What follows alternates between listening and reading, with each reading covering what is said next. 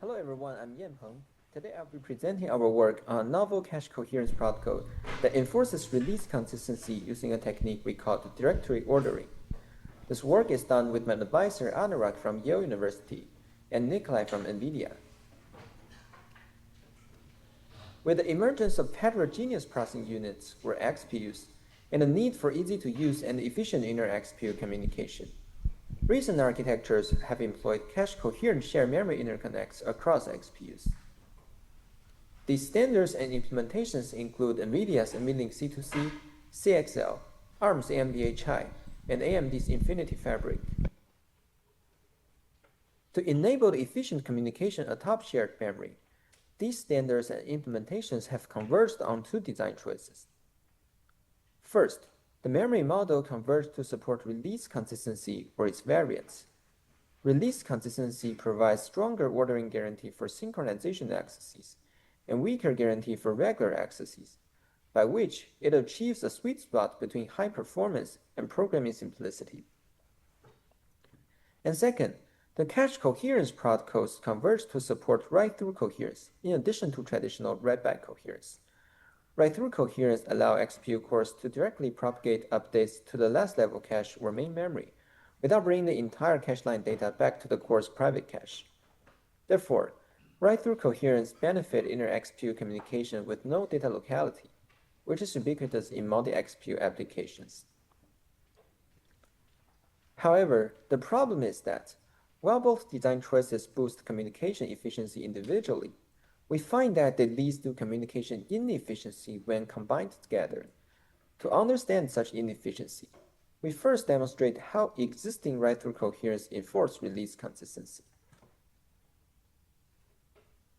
Existing write-through coherence protocols enforce release consistency at the source XPU core.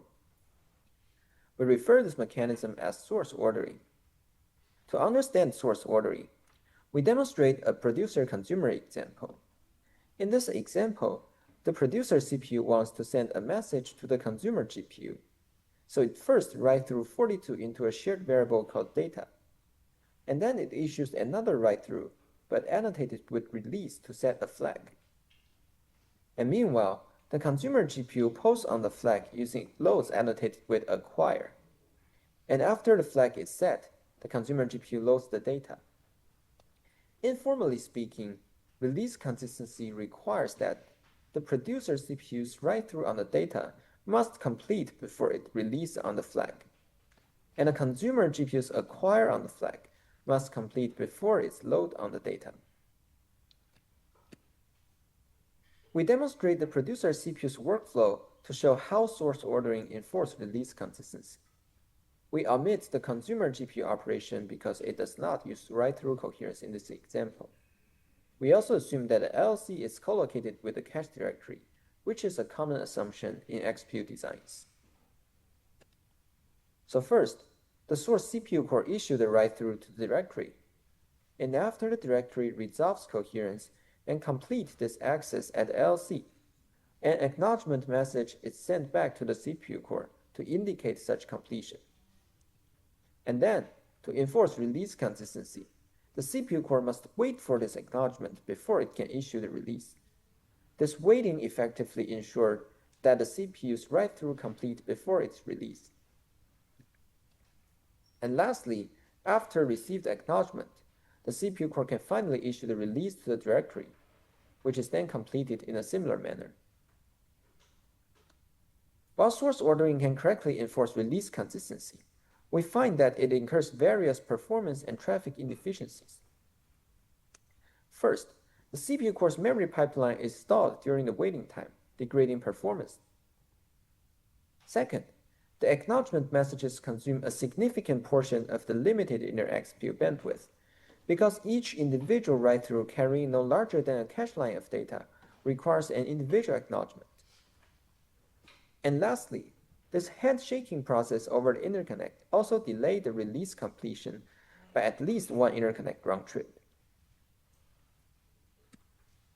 These inefficiencies eventually lead to end-to-end application slowdown and system traffic overheads.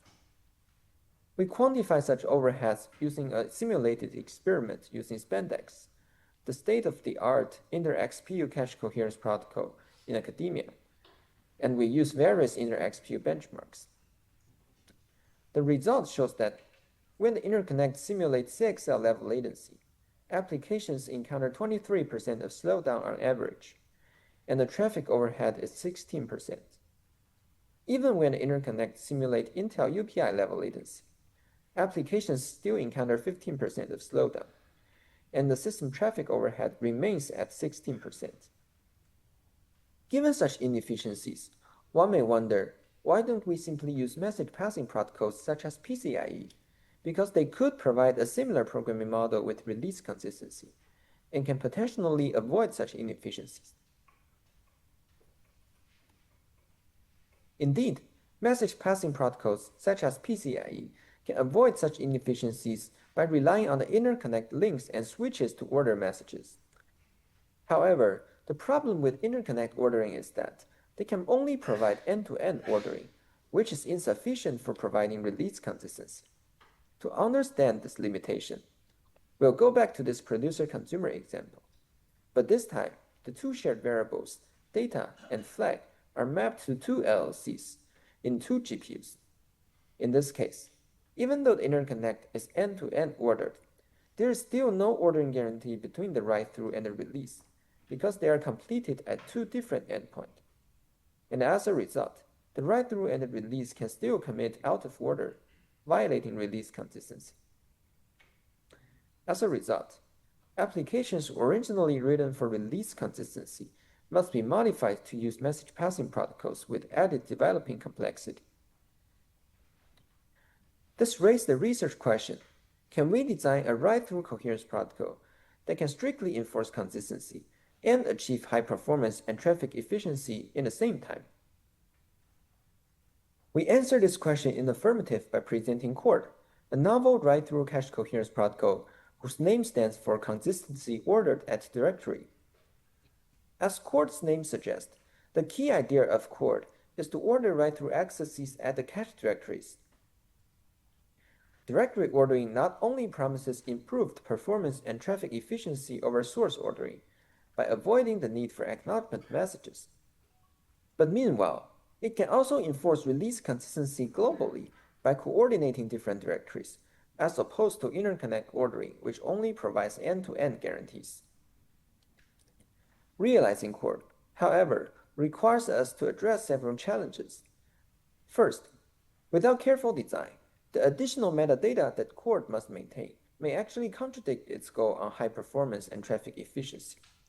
To this end, CORD employs decoupled sequence number as metadata tailored to release consistency to minimize metadata overheads. And second, CORD must be able to efficiently coordinate multiple directories to enforce release consistency globally. To this end, CORD employs a novel interdirectory notification mechanism. And lastly, CORD must be able to implement the above mechanisms with minimal storage overhead, leveraging the observation that practical scenarios are oftentimes friendly to CORD's required storage. CORD employs a provision for practical case and stall on worst case philosophy to minimize storage overhead. We first present how CORD's decoupled sequence number minimizes metadata overhead. To understand the necessity of decoupled sequence number, we first demonstrate the vanilla use of sequence number for directory ordering. Specifically, in the previous example, the CPU core can simply attach a sequence number to each of its write-through accesses. And if these accesses are reordered in the network, the directory can simply correct their ordering based on their sequence number as required by release consistency. However, we find that the bit width of the sequence number exhibits a hard trade-off between performance and traffic overheads. On one hand, using small bit width sequence number incurs performance overhead because it necessitates additional interconnect round trips to reset sequence number when it overflows. On the other hand, using large bit width sequence number incurs traffic overhead because it inflates the write-through messages. This trade-off can be further quantified by our producer-consumer benchmark below. To break this trade-off, CORD decouples sequence number into epoch number and access counter. Simply speaking, epoch number divides time into periods that each corresponds to one release. An access counter tracks the number of regular write-through within each epoch. The epoch number is carried by both regular write-through and the release, while the access counter is only carried by the release.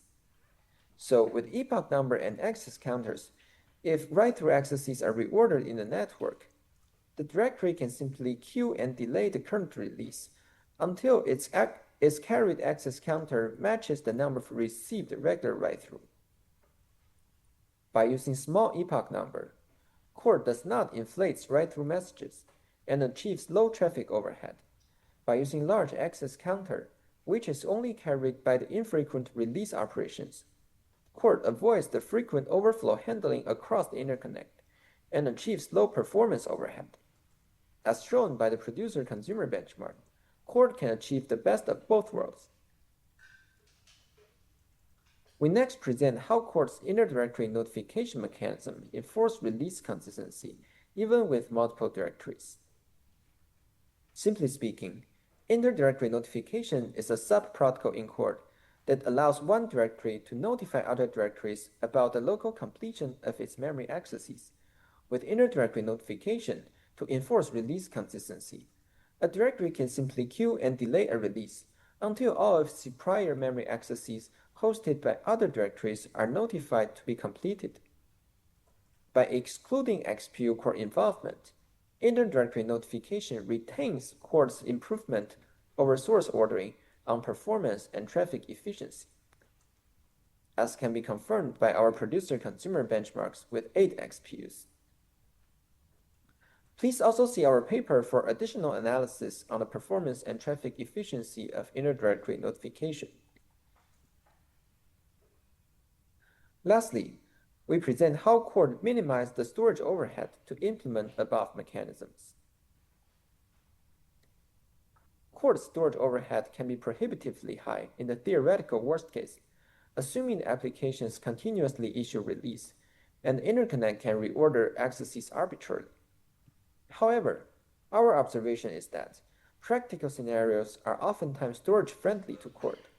Specifically, applications optimize for large synchronization granularity and low communication radix, while the interconnects optimize for stable latency. As a result, even our synthetic storage-hungry workloads running our simulated system requires only tens of bytes per core storage, and no larger than 1.5 kilobytes per directory storage. Leveraging this observation, Core only provisions bounded storage that is sufficient for practical scenarios, while still ensure correctness in the worst case by stalling when the provisioned resource is insufficient. To evaluate Core's benefits and overheads, we use the Gen5 simulator to simulate a CXL pod with 8 8-core CPU hosts connected by a CXL switch. We compare Core against the two protocols. The first is Spandex, the state-of-the-art inter-XPU cache coherence protocol in academia. And the second is a simulated message passing protocol resembling PCIe posted write. We use the Chai and Pannotia benchmark in alignment with Spandex. We additionally use the US Department of Energy mini app, which use MPI primitives to compare Core with message passing. The evaluation result on the end-to-end application execution time and the inter-XPU traffic shows that Core can achieve 28% of speedup and 11% less traffic compared to Spandex. This performance and traffic efficiency is comparable to hand-optimized message passing implementations, but Core achieves it without any program modification. To summarize, the key idea of our work is to order write-through coherence at the cache directories to enforce certain memory consistency models. To demonstrate the benefit of this idea, we present Core, a high-performance and traffic-efficient write-through cache coherence protocol that enforces release consistency. Evaluation results shows that Core can achieve near message passing performance and traffic efficiency, which is unachievable with existing cache coherence protocols.